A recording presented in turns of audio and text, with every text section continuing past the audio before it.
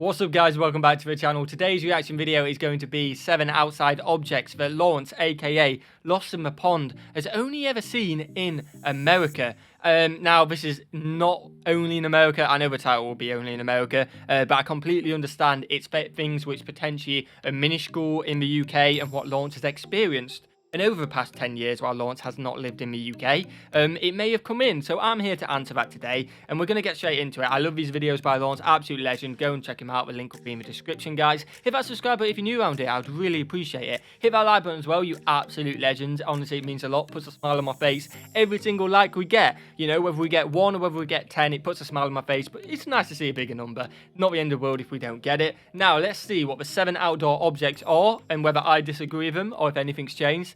Let's get straight into it. Hello, I'm Lawrence, and I'm on a quest to uncover all of the memos that Britain and America lost in the pond. And speaking of lost, I'm starting to lose my marbles being in quarantine so long. And being here for now, I think it's 8 days, I've been giving some thought to some of the things that I miss about the outside world. I tell you what, quarantine was hard at the start. I mean, I kind of got used to it, you know. Luckily, I was quite lucky. I've got outside space so far. Let me know if you guys struggled in quarantine. I like to hear everyone else's experience. Lawrence is obviously losing his mind. A little bit of a joke there about the 8 days. But yeah, let's carry on. And, you know, I'm not just talking about sort of fast food joints that are different in both countries, but sort of just really random, mundane objects. You know, like a wheelbarrow, for example. I'm not suggesting we don't have wheelbarrows in England. That's an example of a mundane object. Okay, I was going to say, we definitely have wheelbarrows. And I want to talk about specifically 7 of those objects that I hadn't seen until I moved to America. Okay, best not say wheelbarrow. Steel water towers? Yep, I'm really longing for those water towers, steel water towers specifically, because we do have water towers in Britain, but they're concrete and look really brutalist and like they were made in the 60s. In America, all across the country, they have these kind of water towers that are they're in the middle of nowhere usually, and they're made of steel, and on the facade of them, they have the name of the town, and it's usually something like Snakesville, and you never see anybody near them or in them. I don't know what they'd be doing in them, perhaps replenishing the water. I don't know how water towers work. I just know that... Yeah, I don't know how they work either. But yeah, I completely agree with him, to be fair. I feel like if you see one of them, you think, so American. And yeah, unless it's changed recently, there's not many in the UK of them ones. It's more of a concrete one. America has a lot of them, and you see them when you're on the highway, motorway, just like our next entry. Highway-based billboards. Yeah, Who would have thought? I certainly wouldn't have until I moved to the United States. And that's because we don't really have them in Britain. We do have them in city centres, but you're not going to find them on the side of the road. Nah, you know, because it's distracting. Especially when it says something, you know, profound like Jesus has risen. You're going to take notice of that. And, you know, crash into the car in front of you. And if you don't have insurance, then you are screwed. Yeah, ironically, a lot of the billboards are for insurance, so at least you know who to call. I joked a moment ago about the kinds of things you might see on American highway billboards, but the truth is anyone can really get an ad on those things. They often say advertise here if there's nothing on it. Oh wow. And unless you have A, no heart, and B, a death wish, you also wouldn't want to crash into the back of one of these. Oh yeah, we don't have these at all. We kind of, in some places in the UK, I believe we've got bus routes for school, but in a lot of them, it's just a normal bus route. If it goes past your school, it goes past your school, you know. No definite yellow buses or anything like that, just a normal bus. School buses. I didn't grow up here as a child, so of course I never got to ride one. Probably never will, unless I become a bus driver or a parent on some sort of school trip. Do they do that? I don't know. Maybe one day, but the fact of the matter is, growing up, I did see school buses, yellow school buses, in films like Superman and Forrest Gump. Those are just examples of films. But you know, I didn't think they existed in real life. This was quite a revelation to me. They're everywhere. You know, it's not just in Indiana where I lived. It's also in Chicago. It's everywhere. I mean, you do see these yellow school buses everywhere. And I recognize that the majority of my audience is American, and this is probably profoundly weird to hear somebody talk about how yellow school buses are very widespread in this country. They are weird. But I don't think they're used anywhere else in the world, or at least to my knowledge. They're certainly not used in Britain, Yeah. I used to get to school by jogging. That's not true. I did take the bus, but it was one of those sort of stagecoach buses, double-decker, so I got to sit on top. Oh, happy days. Not at the back with the cool kids, at the front, actually. Yeah, we all know all the cool kids went to the back, straight to the back, because you could fit 5 along the back. Or maybe 6. No, it was definitely 5. You could fit 5, so you got all your mates there. Definitely for the cool kids. I'm not saying I was part of it. But Lawrence knows the score. And but they weren't yellow, and as you can see, I like yellow. I'm wearing this in solidarity with the school children. Oh, I rate that. It's the first thing I found in my wardrobe. I'd be lying if I said that yellow school buses were the only outdoor object that I learned through the films. That also applies to our next entry. White picket fences, the like of which you see in the film American Beauty and other such suburban-based films. It reminds me of American suburbia now that I've lived here long enough. But you know what? You don't see that hardly anywhere. Maybe some really, really posh places in the UK. And again, I can pick it up from films. And you guys were telling me, either have the metal fencing in your gardens and stuff like that, or your yards. Your yards? Yeah, it's yards, isn't it? Your backyard.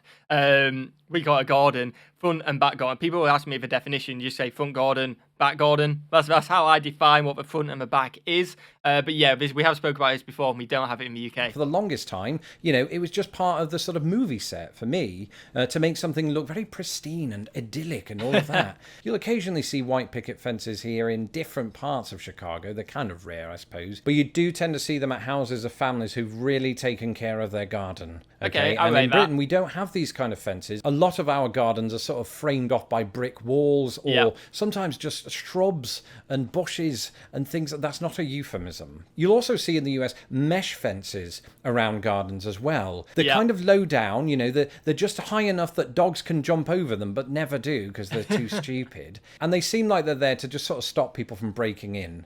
Especially those fences that have beware of the dog on the side. Now, please, America or anyone watching this, don't take this as a green light to think you can go and burgle people's houses in Britain. They still have security measures and fences too. I'm underplaying it, but we don't have white picket fences. We also don't have these. Okay.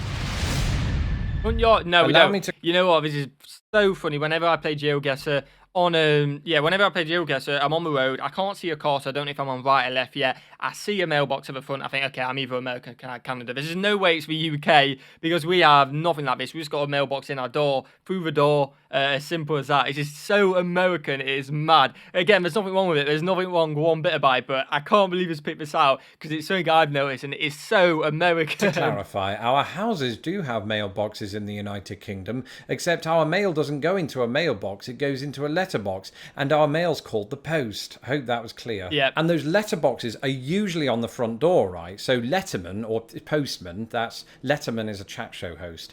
Postman, post women, post people, right? They have to go right up to the door and become intimate with your house. Yes. Not so in the United States, or at least not always. You will have those kind of houses where just in front of their garden or yard, they'll have a mailbox that's sticking on kind of a pole, and there's just this tube, I suppose, a metal tube into which you put things, and then people have to go out and get it. I suppose it does promote exercise, which is needed in these quarantine days. We just don't want to come into contact with the post people or mail people. It doesn't matter what you call them; they're the same entity. Well, the different people. You get the point, basically. We get it. Don't touch the post people. And if you do, wash your hands for 20 seconds with soap, making sure not to get your water from one of these. Sides and back as well. I'll tell you a story. When I was 9... Did that say... I feel like that said fire hydrants. I don't think I read that wrong. Yeah, fire hydrants. I think we're going to talk about the red fire hydrants you see in like New York and places like that. Potentially every city. I've just picked New York out because I've seen them when I've been there. We don't have them in the UK. I'll tell you a story. When I was 19 years old, I was a big gamer. I was well into video games, and one of the video games that I played was a little game called Die Hard with a Vengeance. Okay. And you're just swanning around New York City, I think, probably, and you can crash your car into just stuff, right? And one of those stuffs was a fire hydrant, a very American-looking fire hydrant that looks like this. Yes. They're more or less cylindrical, speaking in a pitch that only dogs recognise, and I only described them as that that to differentiate them from fire hydrants in Britain. Fire hydrants in Britain are nowhere near as sexy, and believe me, I didn't think I'd wake up today and say that either. They're just these brutalist-looking square things with an H on them, and no, they're not for landing miniature helicopter, nor do they signify a hospital. I actually don't know what they do. If a fire breaks out in the middle of the road, when does that ever happen? I wouldn't know what to do. I don't know how to operate these things, right? Who does? The experts. Whereas American fire hydrants are absolutely gorgeous. They kind of look like elongated fireman helmets. Was that on purpose? Again, for the benefit of the dogs. It can't have been. Let me know. I'd really appreciate that, because that'd be pretty cool if it was. And I'm absolutely certain I wouldn't have made the correlation had I not been stuck in here for 8 days. I'm going mad, you know. How does the outside world look right now? Do people still have wind chimes? Do they still, do they still raise these? Oh, yeah, again, an American flag thing again, which I rate it. This is not me moaning one bit. It's just so American, which is not a bad thing, by the way, guys. You guys love your flags. In Britain, we just...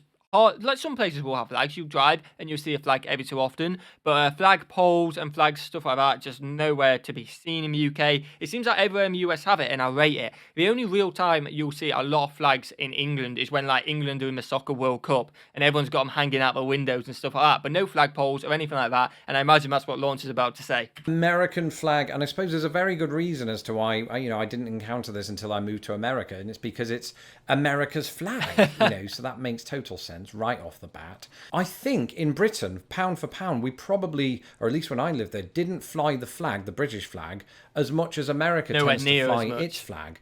It's very culturally ingrained to do that, isn't it? My in-laws do it. Everybody does it. Even educated fleas do it. That would be impossible. They don't have the strength to lift up fabric. But they're bloody smart, hence being educated. I don't know how I got sidetracked there. But yes, the US flag is absolutely everywhere. Again, this is not just something you'll see in films. And I think there's an understanding that Americans are deeply patriotic/patriotic. Which I rate, by the way. How do you pronounce it? Let me know in the comments. Let me know. I say patriotic, I believe. Patriotic? Patriotic. I say patriotic. Let me know what you guys say. Comments below. And it's not just outside of people's houses that you'll see these flags. You'll see them on the back of trucks. You'll see them hanging on sort of company buildings. Don't know why I pronounced it like that. And just sort of everywhere. I mean, it really is everywhere. Sometimes you'll see absolutely huge American flags, and you can usually see them for about 5 miles away. That way, at least you know what country you're in. And so that's it. 7 outdoor objects I only encountered after moving to America. Well, that is the end of the video. I hope you guys have enjoyed it. Go and check Lawrence out, because like I've said, he is an absolute legend. Really enjoy his videos. Hope you guys have enjoyed this one. If you have, hit that subscribe button. Hit that like button as well. If you haven't, let me know in the comments why you haven't. I'd really appreciate that. Always looking to improve these videos. And yeah, hit that like button, subscribe, and have a fantastic day. Peace.